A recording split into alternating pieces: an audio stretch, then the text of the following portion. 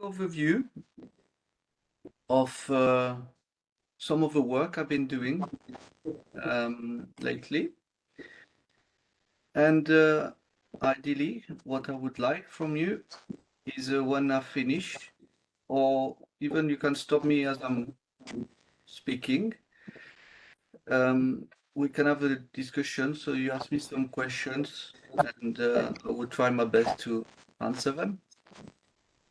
I think it'd be better that way. That way, be more interactive. And I will be able to answer you any of your queries of your portfolio of some of my work.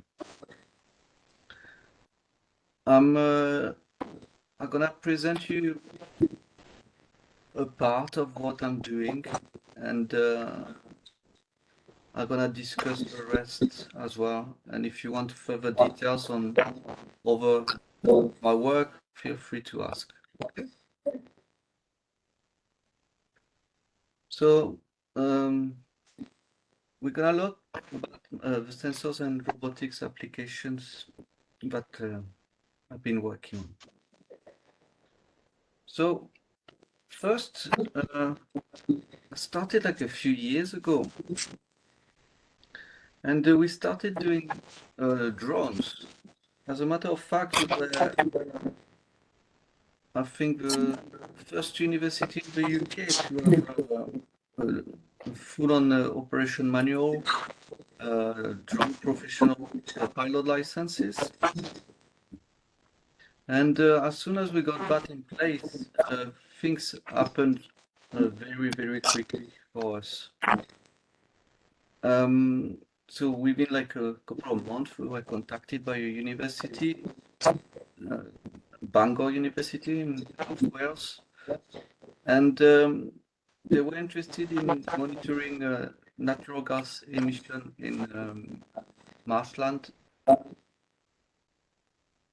In that case, they were interested in methane, CH4, and carbon dioxide, which is CO2, and temperature. So for that, I developed a drone from scratch, and I put a boom at the end of the drone, and at the end of that boom, I put some MEK sensors, and I data logged the sensors with a simple Arduino board, and data log everything with an SD card, as well as a GPS location and the altitude. So this type of technology allowed us to do a 3D map of the gas concentration in the atmosphere of that environment. This was quite successful, I would say, since we could see on the map the differences between like a normal land and when the transition between that land and water, it was quite clear. So that was a gas sensing technology, and in this case, like I flew the drone autonomously. So I just created a raster pattern on the map, a raster pattern on the map, and through the drone and it did the pattern, and also I done manual flying.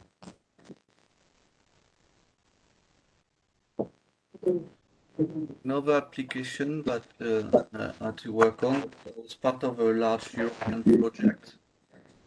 So we had like a European project called DGArt, and DGArt basically is reconstituting site of cultural interest, making them in 3D for virtual reality, so people can visit them from home. And in that case, part of the job was to create a drone a brand new drone able to carry a LiDAR system.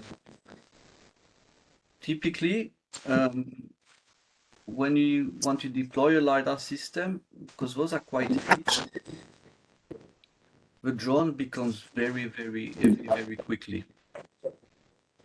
So if you buy a commercial drone for that type of LiDAR system, first, they cost a lot of money, and secondly, the weight is quite large. And why I'm gonna keep talking about the weight of drones is because depending on the weight of your drone, you have different regulations for flying. So you're limited in what you can do. You need different type of licenses. So there's quite a lot of restriction if you go into very large drones. So in that case, I decided to again create a drone from scratch in order to lift my LiDAR, have a good flight time, and do the job. So I went very, very simple. I stripped everything I could on the drone, make everything as light as possible, and I ended up with a drone LiDAR system, everything, batteries, everything, and that drone was below 5 kilo. The drone that you see flying now is below 5 kilos. And this was pretty successful. The drone is quite large in size. It's about a meter in diameter, propellers. But it allows me to have like a 20-minute flight time and about a range of kilometer. And also I've got the capability to go full on autonomy. So if you look at the the picture on your screen, you can see on board I put a Velodyne, a PERC light LiDAR system, and the PERC light actually gives you 16 scanning line. So I'm not sure if you're aware of LiDAR. LiDAR. LiDAR basically is stand for light detection and ranging, and the LiDAR system basically works on the time of flight principle. The time of flight principle, basically, what you do is you emitting, in our case, a light beam. It's a beam. And you timing, you have like a very precise timing. So you timing where the light is emitted and the light is reflected. And you know the wavelength of light, so you know its speed, and you know the speed of light, and you know the timing, and therefore you can work out the time, because the distance, because it's a time divided by 2. So this LiDAR system, it's got 16 laser, and they spin 360 degrees. It gives you about a range of 100 meters at 2 centimeter accuracy. So it's pretty powerful tool. You might have seen those PERC lights on autonomous cars, and they work very well. And usually you can use them for collision detections. So I got a spot robot not long ago, a Boston Dynamics spot robot, and it's got one of them on board for the collision and terrain estimation. So this was successful. We flew.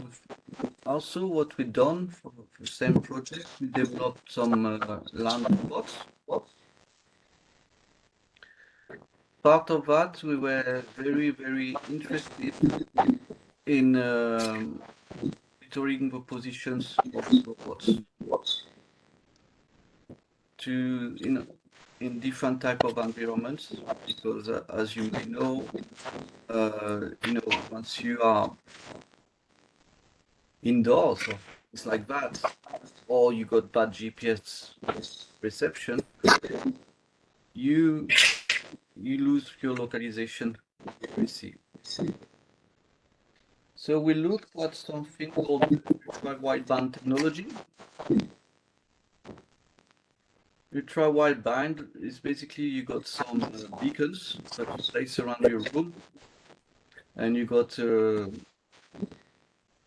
transmitter or another beacon, if you like, on your robot, and you're looking at the anchor points around the room.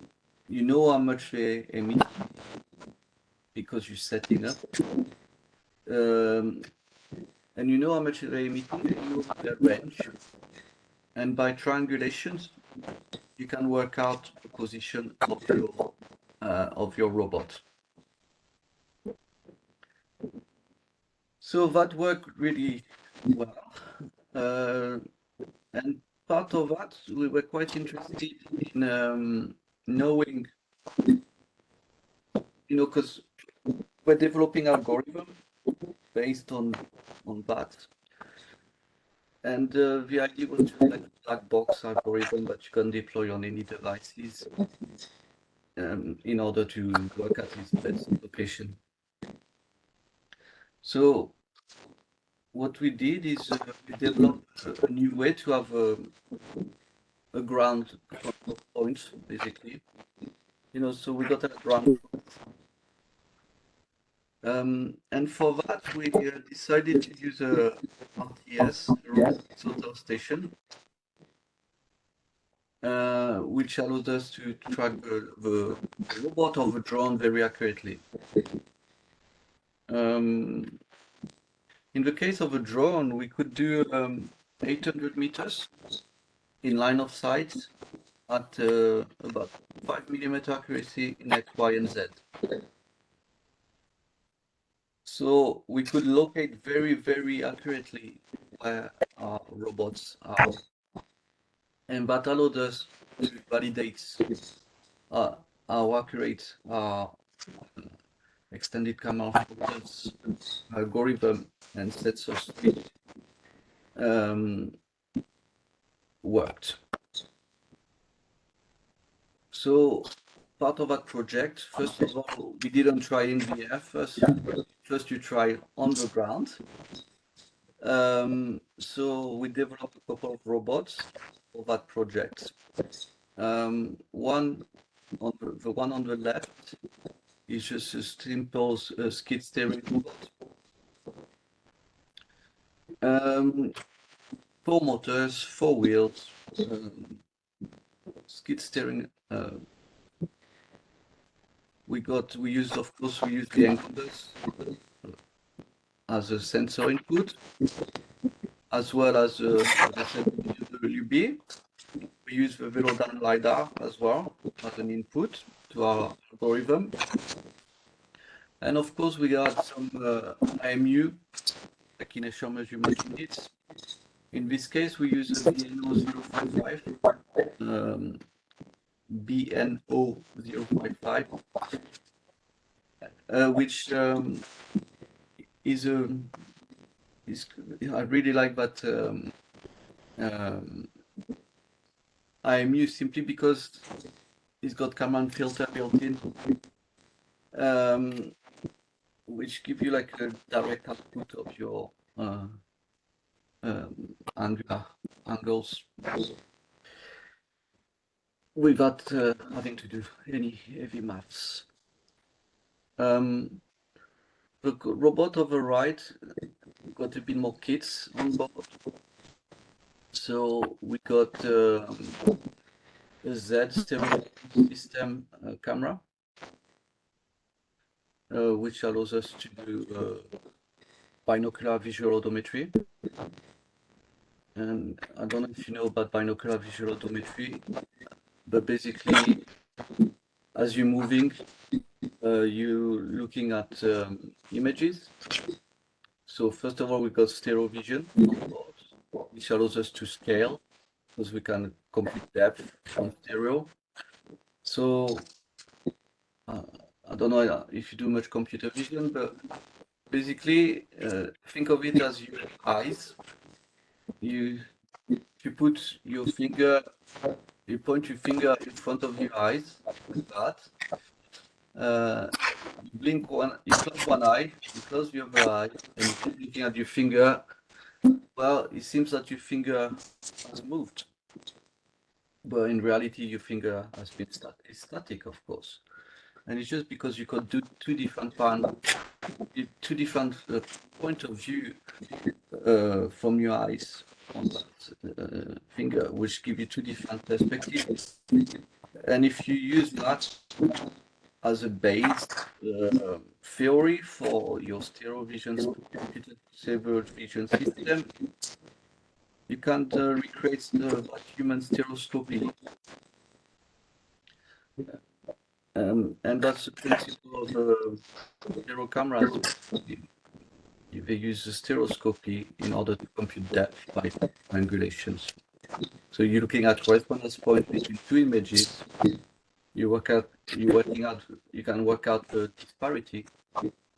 And once you got your disparity, you can work out your depth. And once you got your depth, you got your 3D. So we have the Z stereo camera on board that allows us to do odometry. And why did we use stereo for odometry? That's because with stereo we are scaled. If you do like monocular visual odometry, you need a lot of ground truth. So we use stereo visual odometry. As well, we used again a UWB device, so ultra wideband technology that you can see behind the stereo camera. I don't know if you see my screen, my mouse on the screen. I can point at them if you want. Also, we got because business, so we got GPS. We have like a beacon. This one was an active beacon. It was tracked by the robotics total station, which was behind. That's to give us a ground truth. We had some menus. That's a motor drivers, motors. I know that robot doesn't look pretty, but it was because he has to be very functional and easy to change things. Because yeah, we developed all those robots from scratch. And so motor drivers, that's a control board. In this case, we even had an NVIDIA TX2 on board, because it was a while ago. At the time, it was the best NVIDIA board you could buy. And that communicates with the laptop wirelessly. So data logs everything, as well as an IMU, which is somewhere. I think it was on that side. And we send all the data wirelessly. And the tricky bit, get all those sensors plus the RTS collecting data at the exact same time. Because data collection for, especially when you're interested in localization and you want to see if your algorithm are working, basically, well, you need to coordinate, to collect all of those data at exactly the same time. And I think the best way, we found out that in that case, we use ROS, Robotic Operating System, in order to synchronize those sensors, and that was quite successful. So our algorithm worked. We got a few journals published about that. If you're interested in localization, to ask. And yeah, our algorithm works and they got validated. So that's great. Sorry. This is an example of tracking of a drone. And this was used with a robotic station and a passive prism. It was made on the, the large drone I showed you earlier with a LiDAR system that was deployed on that. And basically, with this, uh, in this case, it's just a sample of the data that we took. But if you look, we got about X, Y, and Z position of our drone. And this X, Y, and Z position of our drones are hundreds of meters away at a fair height of like about 16 meters. But that data, and bear in mind, now we can locate our drones in real time at millimeter accuracy in the air, in an uncontrolled environment. It's not in a room with motion capture cameras. It's outdoors in an uncontrolled environment. So that's a very full tool, this, because get that accuracy allows you to do different jobs much better than you would before.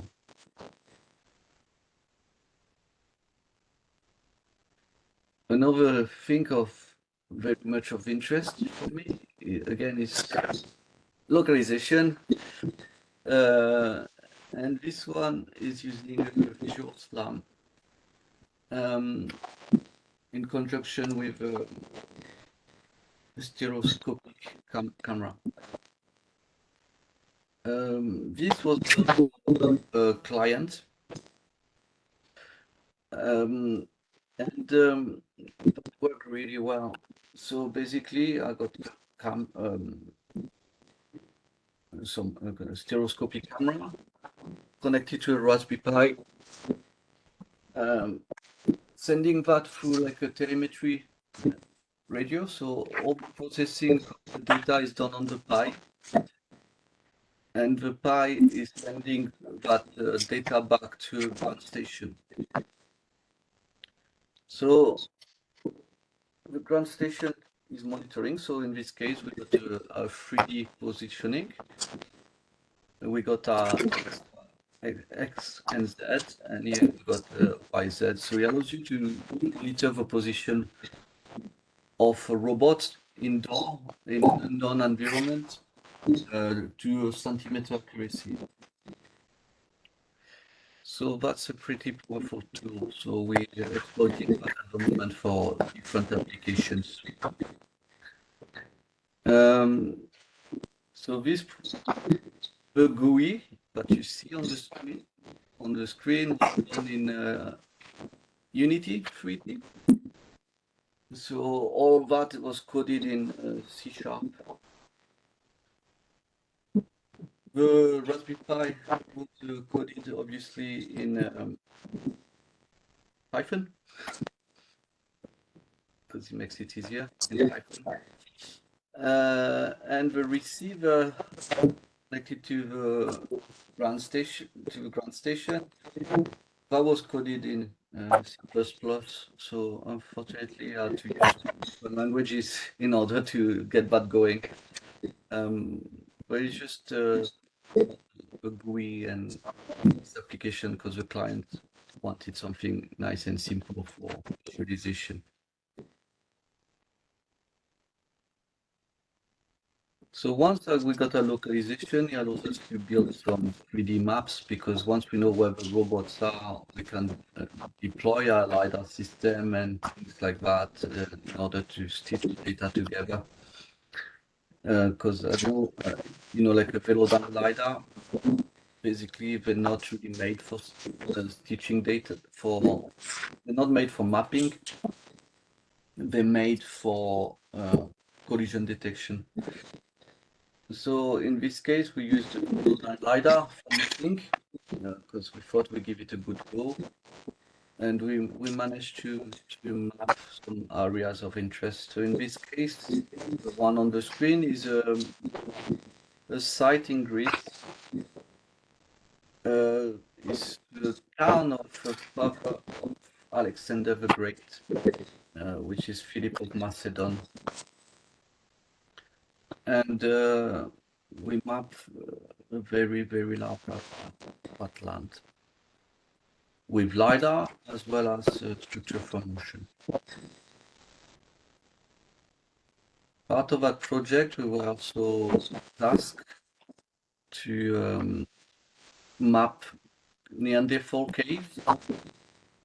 They were in Belgium, and those are of scientific interest simply because it's a cave that's got totally filled up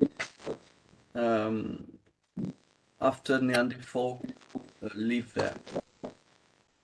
So it means that there was no other human contamination since those early days.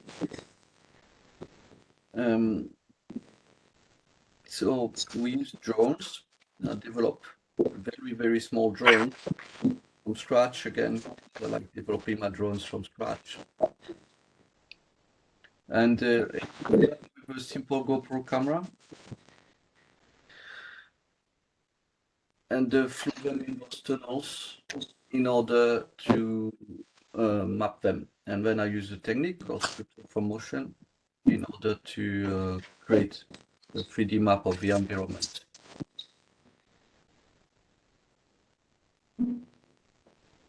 So this is a mesh, a 3D model. It's a mesh of a cave, of part of a cave. And you can see the representation is pretty good, pretty accurate, and it's a good representation of the environment. So to give you an idea, in order to collect that data to do that 3D model, the flight was about 30 seconds because I flew the drone, and when you fly a drone in the cave, you don't want to fly long, believe me, because it's really hard to fly because you haven't got used as much stability. There's a lot of draft in a cave, which is really tricky to fly. In that case, there's not much space on each side. It's a small cave. So 30 seconds to collect the data. 30 seconds, and once we got that, stitch them together. The photogrammetry. In this case, we use like commercial software called Pix 4D. They were a partner in the grant. We worked in conjunction with them to do some works and also collaborate with them in order to tell them what features should be improved on the software. And the software works really well. And it allows us to do some 3D maps. Fairly accurate, and they look decent as well. Later on, we worked with on the same principle, using using structure from motion in order to reconstitute crime scene. So this is a 3D model of a crime scene. So we flew a drone, in that room, collected the data, and based on that data, I created that 3D model. You can see, that fake crime scene is represented quite accurately, which allows people to visualize and measure, and also if you're using a drone to interact with a scene, very often you got less contamination, because people come in and out, you can bring in more DNA and all that thing. Um, and therefore, using drones, we find out that it's quite a useful, powerful tool in order to reconstitute crime scenes and also incidents. We are currently working on a contract with the police to do some of that work. I need to stay vague on what I can say. Yes, so in that case, the thing is, once we got a 3D model, you can do all your measurements. You can, the thing is, once you got a crime scene and clear it out, then you lose all that data that you cannot collect anymore because the crime scene is gone.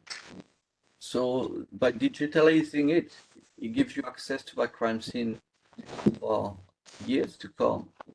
If you need a retrial, or if you're worried, if you didn't collect that data properly, well, you got it because it's digitalized. Now you can measure the distance between the hand and the knife if you wanted to, because everything is scaled, and just inspect that crime scene now. And also, if it goes to trial, you can show the trial with 3D model. And we're working towards that a lot at the moment. That's a big bulk of my work is to do things like that in forensic science.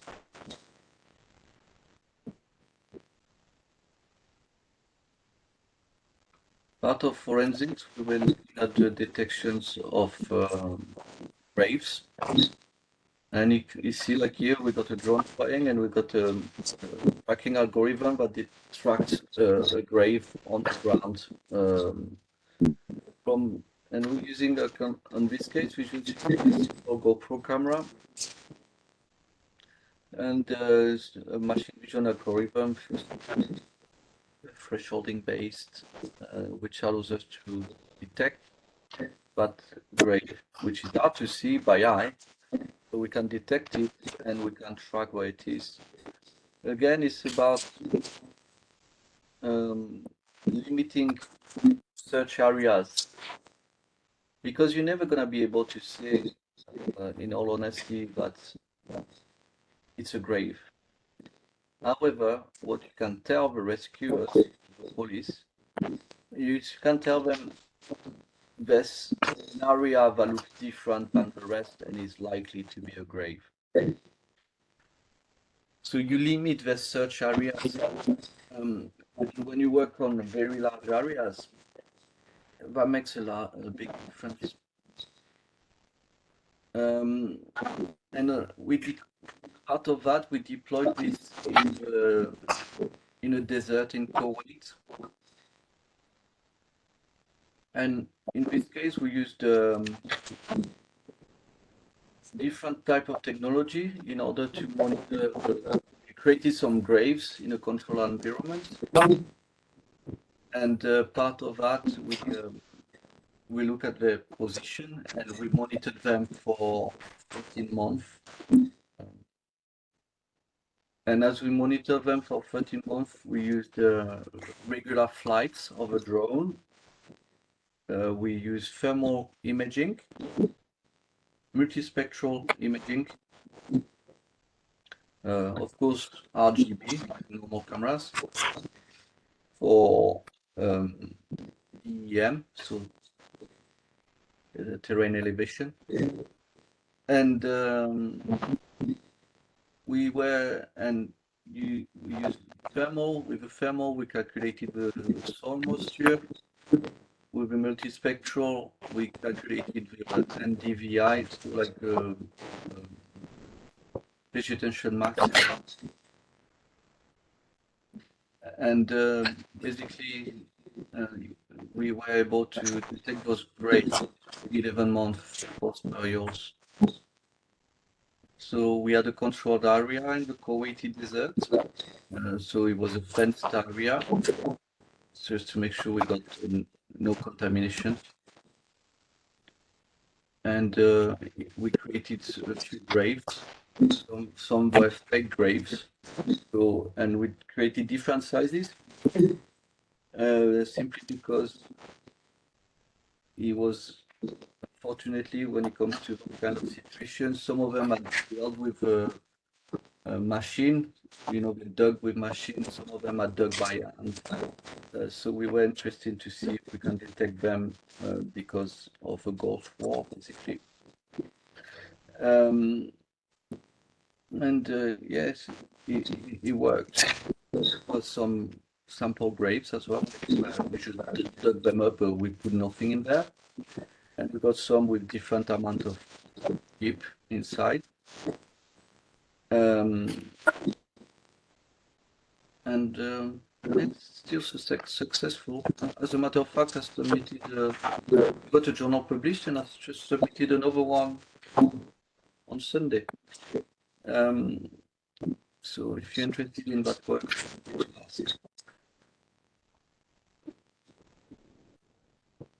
a more robotic approach was at some point I got asked to see if I could monitor the tank, the storage tank. And the storage tank was made out of metal. And of course, because we got metal and it's a storage tank, is not a nice environment to work. I decided to create a magnetic wheel robot. And you can see it on the screen right now. You got your magnetic wheel robot. All designed from scratch. Some simple motors with encoders, with battery. Underneath, you got all the electronic. What's on the electronic? I use a Tinsy. I like little Tinsy microcontrollers because they're quite nice and simple, but they're very powerful. And we got lots and lots of interrupt spins, which makes it much easier to read and code. So a little Tinsy, a little motor driver. I think I use a L298. If you want the details, and just run that, and I managed to get the robots climbing the walls and crawling the walls, and that's pretty cool.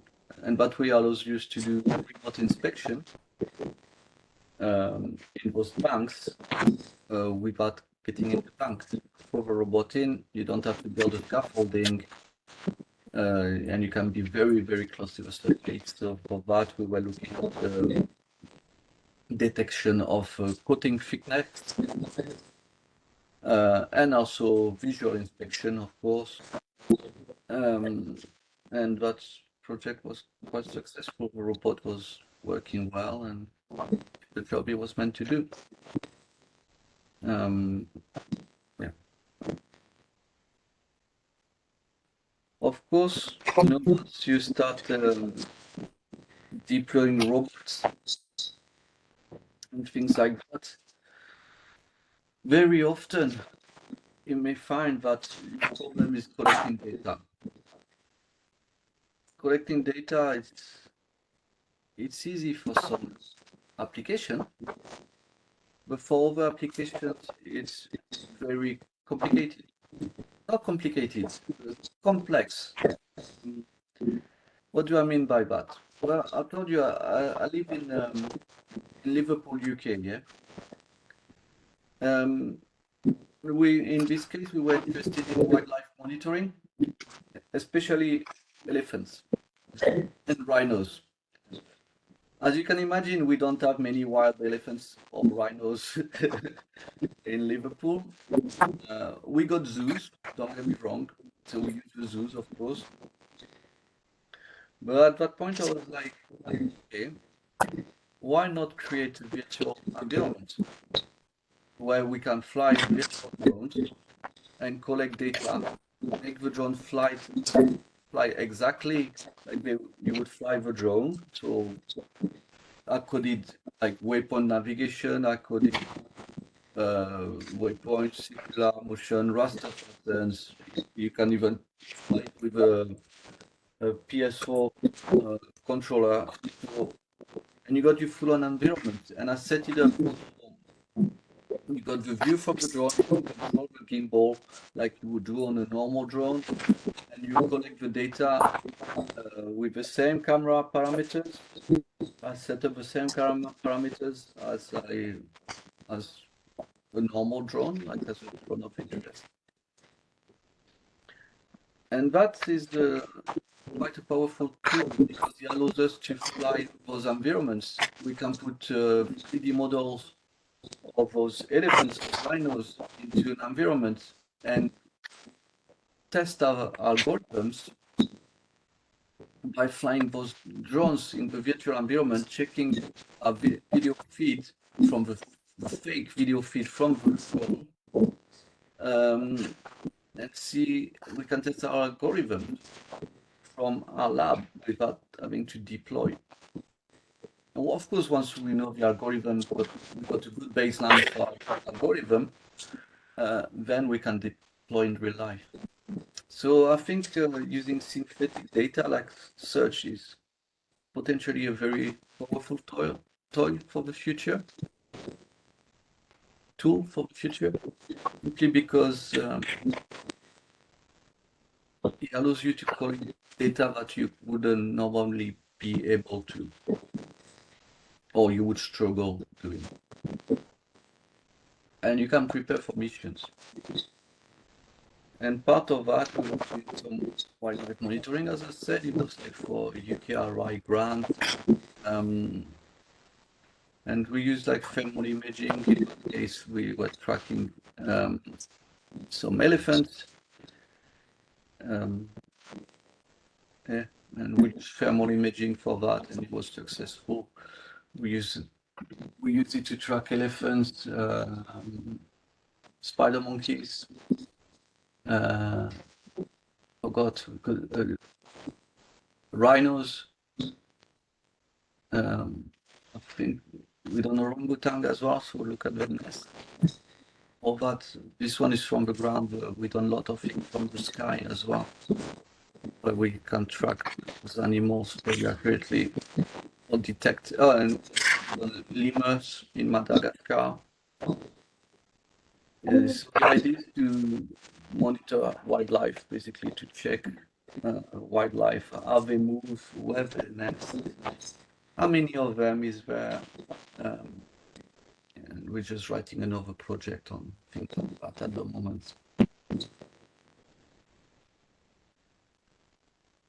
Another one of interest when it comes to wildlife monitoring is develop. I use the submarine in order to collect environmental DNA, so eDNA. And basically, I deployed that submarine with those filters on board, and I can drive it, if you like, underwater, and allows me to collect DNA samples at remote areas without getting on a boat. And that worked really well. Once we've done the DNA analysis, it allows us to identify the species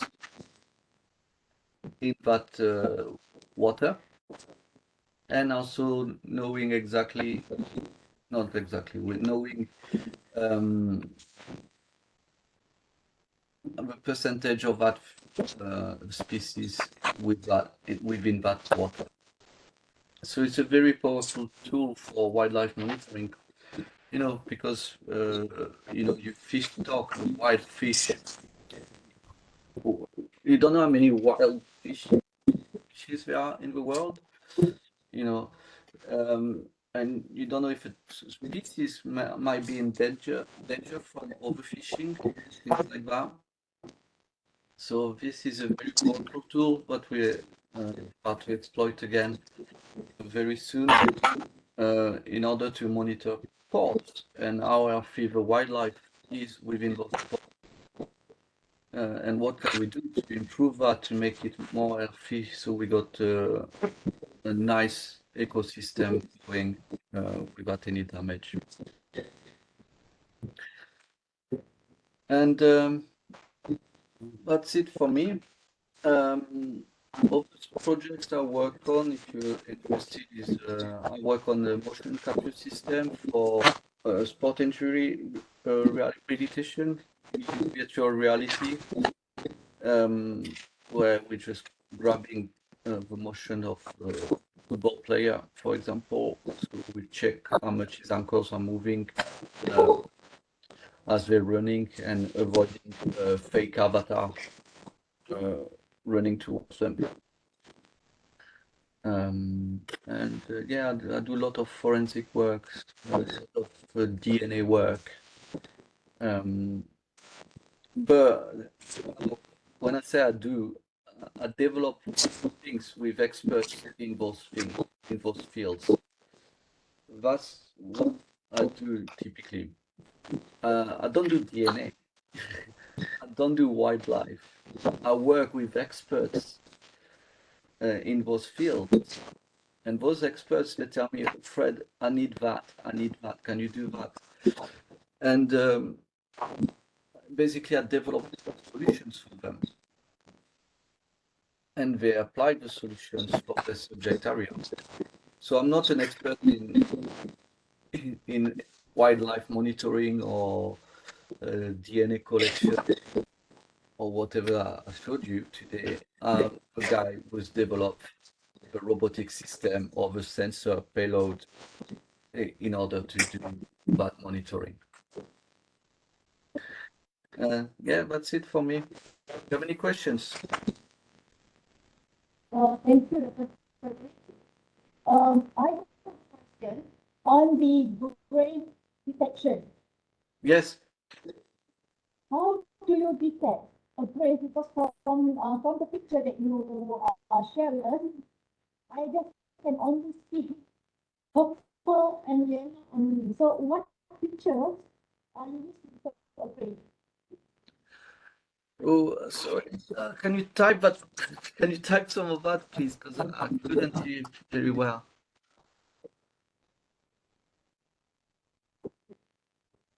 You know, could you please type some of that in the chat?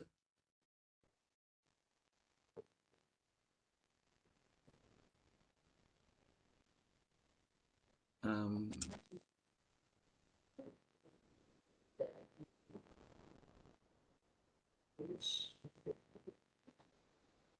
what feature? What feature you use to detect the grave? Okay, so we use a different type of features. In this case, we were you took so for this one or the one after, because those are two different works, but doing that monitors graves. This one we just use the symbol thresholding algorithm. So we developed that from scratch. It's a simple machine vision thresholding algorithm. I think it's a low threshold. I forgot.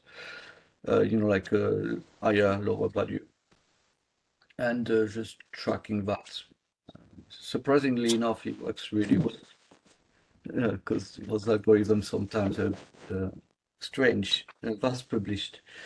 For this one, we used thermal imaging. So the thermal imaging was used to monitor soil surface moisture content.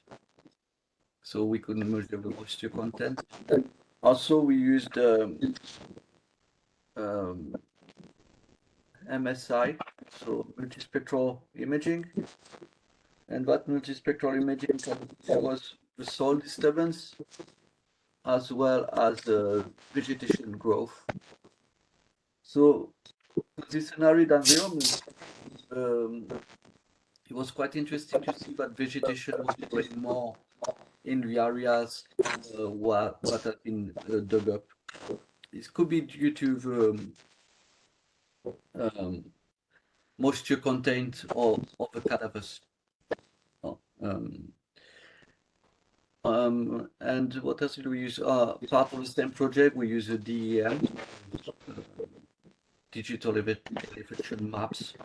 So we looked at the mounds created by those graves. So I'm reading another question. Let me just go back. Let me take all the questions from scratch. Here you go. Oh, Twitter. We do see robot that you built. How many students are involved in your team, in all your projects? It depends. The students, how many students I have, it totally depends on the projects and funding. Usually, when I work on projects, I typically work with PhD students.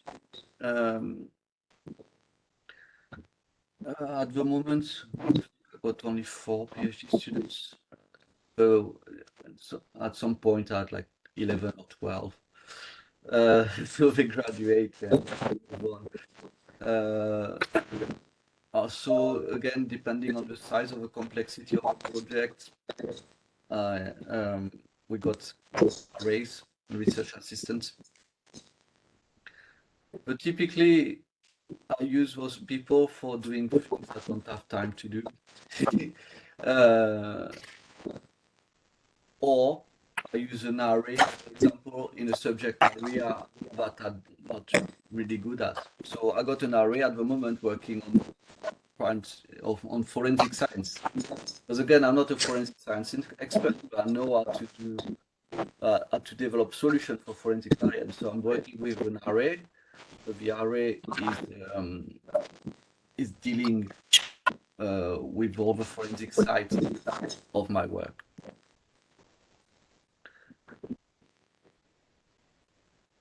So I've got another questions here. Did I answer that? Yeah, I think so. Another question says, I have a question on mapping. Is there a better option over the LiDAR for mapping in navigation? Ooh, that's a good one. It depends on what you want to do with your data. It entirely depends on what the application. If you want just for navigation, so like you want to avoid collision and trajectory prediction and things like that, or localization, LiDAR is pretty good. To my view, is one of the best, LiDAR, radar, and a bit of computer vision. However, if you were to do mapping because you want to map instead of just mapping for navigation, LiDAR is not necessarily the best. It works really well, but the data is really data heavy. I prefer structure for motion for actual mapping, but it's not live structure for motion, as you know. It work to process the data. So it depends how much time you have. And also, I'm very interested in the technique of the Gaussian spotting. So it's something I got a bit of time. That's my next thing I gotta work on is Gaussian spotting. Because it looks very powerful as a tool to do some nice 3D reconstructions of environment.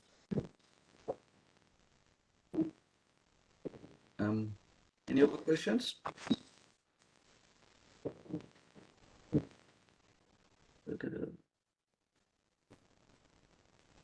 Is there any chance for us to further our studies with robotics outside of the country and now? Oh gosh, this I do not have the answer to that.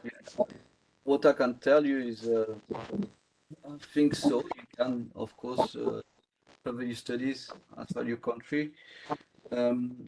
It's a matter of, in this case, it's a matter of finding an agreement or some money in order to have some exchange program. there's no problem with doing so. It's just a matter of getting the ball rolling. So um, it's whoever is in charge of your group,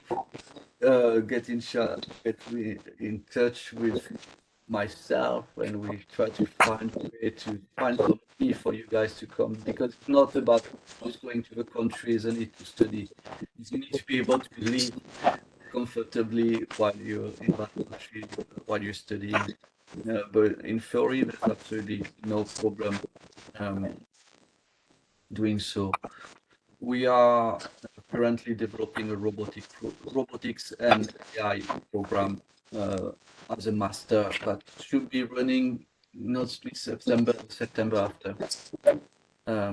So if you want to come and study, by all means.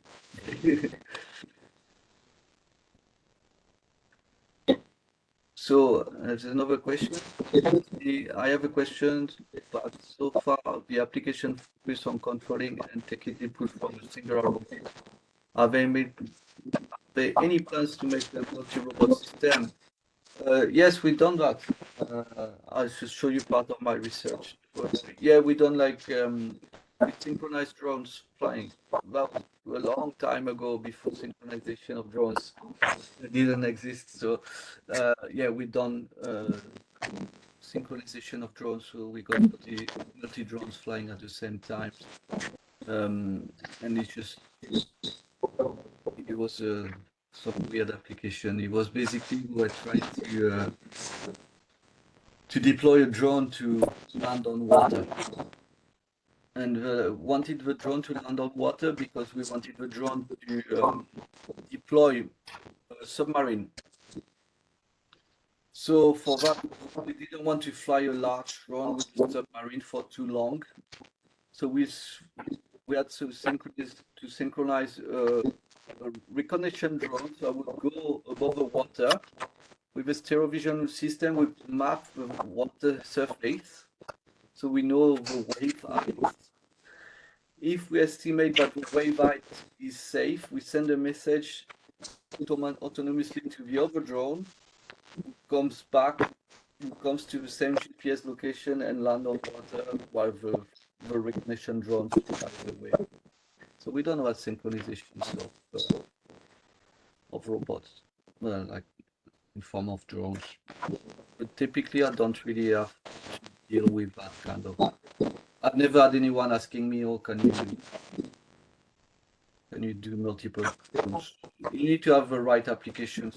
And it typically would be industrial application for my gut feeling for having a multi-robot system. It's an interesting problem. Yeah, I'm developing something at the moment as well that involves multiple things, but I'm not allowed to discuss what I'm doing because we're on a defense contract.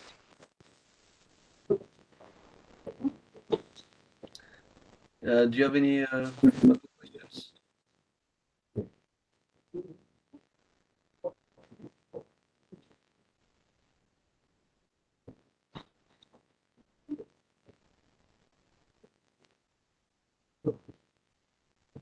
From my point of view, do all robots need ROS, or maybe ROS is an option? In all honesty, I don't really use ROS. I use it when I have to. I use ROS only when I have to synchronize data. The rest of the time, don't need ROS. It's just a library. I think ROS is quite easy.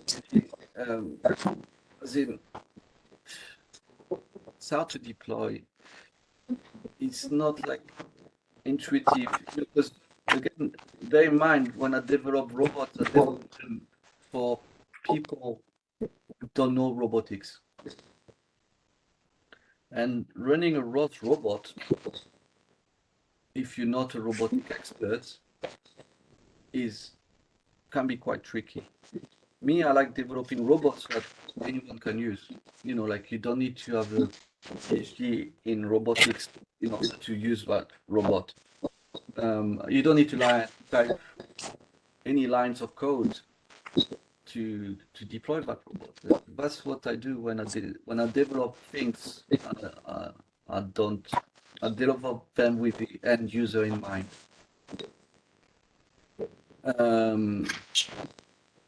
It's actually which leads to the question: which software do you often use to control the robot? Any. I can program in different languages, so I usually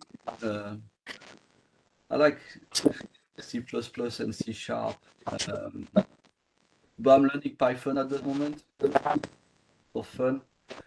Python is very easy compared to C++ and C Sharp, so I'm really happy with Python. I'm just learning it, and yeah. And yesterday I was actually coding the dynamic robot, and I was using Python. I was like, oh, that's quite easy, you know.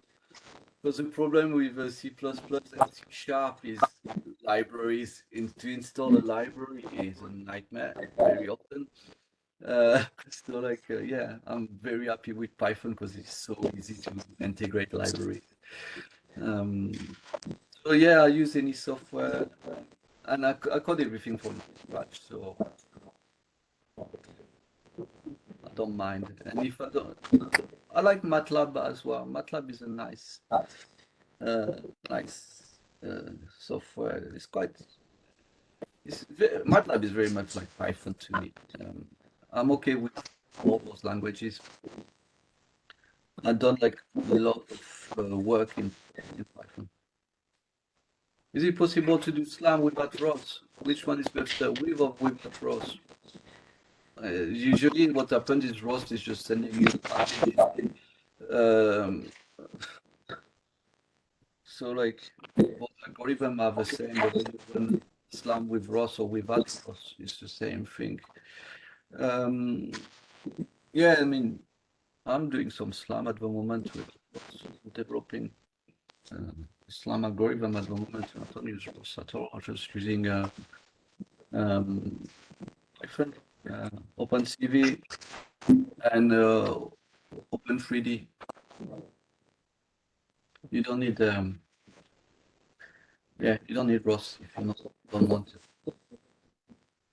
Again, depending what you want to do with it, and how much power do you have on your what you want to deploy. Yeah, I haven't needed ROS for a while. Any other questions?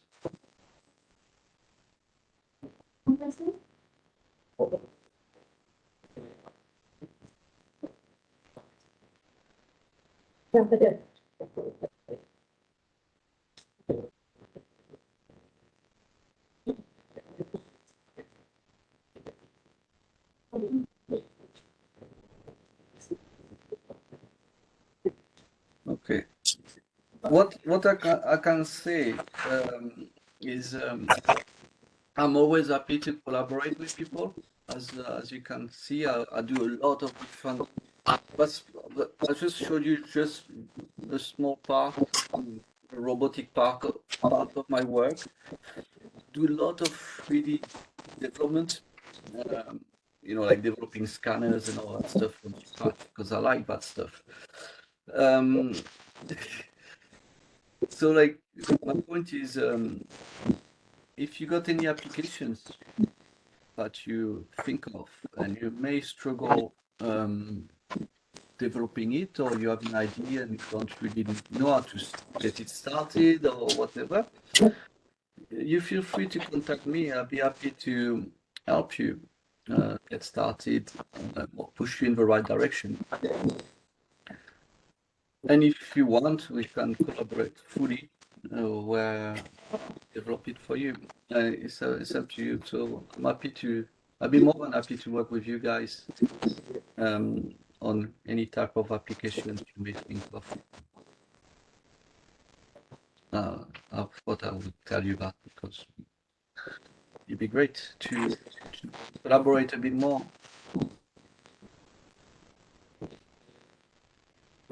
That's it for me. Yes, please. Yes, stay in contact. Anything you need, you feel free to ask. Maybe we need to discuss at some point the possibility of an exchange program. Which is so that your students are be quite interested in coming to study in England or where. Sorry, I need to plug my laptop because the battery is running out. So if you allow me 2 seconds.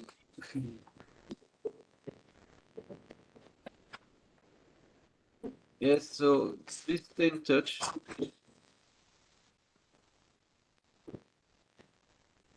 Can we take a picture? Of course, you can take a picture if you want. Do you want me to change the slide to something better? This way is pretty cool.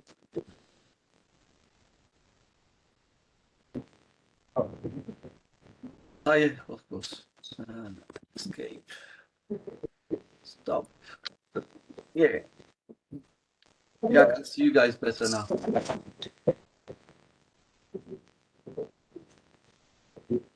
I hope that was interesting for you guys, and I hope you enjoyed it. If you need anything, feel free to contact me, okay? It's good to see you. Thank you for the opportunity. Inshallah, we will contact you soon. And inshallah, we will keep contact with you for the next program. Thank you again. And we hope that you have a nice day today.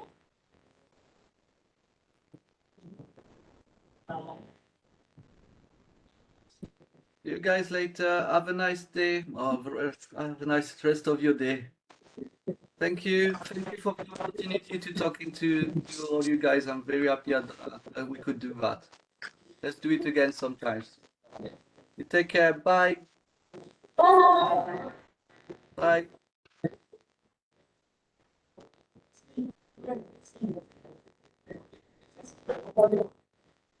Okay.